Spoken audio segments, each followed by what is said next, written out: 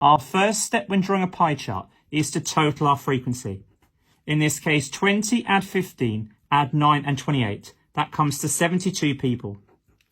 As I know the angles in a circle is the same as the angles around a point, which is 360 degrees, I need to work out how much each person is worked.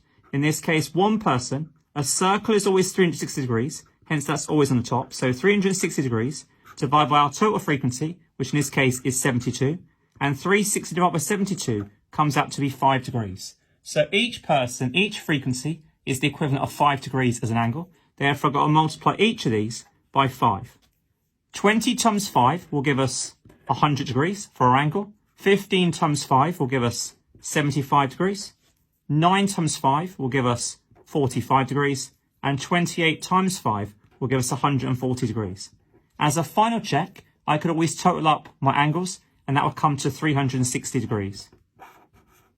Now, to draw each angle on my pie chart, as there is already a line drawn on my pie chart, my first step is to line up the center of my circle with my protractor on 0, 0, and to make sure my horizontal line with the line matches on 0.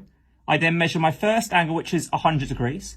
So going along to 100, I can put a little mark because I can see 100 degrees is here. So measuring around to 100, put a little mark on the outside, and I join that line up to my center, and that represents an angle of 100 degrees, and that represents blue. So I can label that angle as being 100 degrees, and I can also label it as blue. My second angle for red is 75 degrees. I can now rotate my paper around. So once again, my new line becomes my new 0 line. So once again, getting my protractor, I'll line up the center on my new line on 0, 0, and measure up to 75 degrees, which in this case is here. Put a little mark, and once again, I draw him back to the center.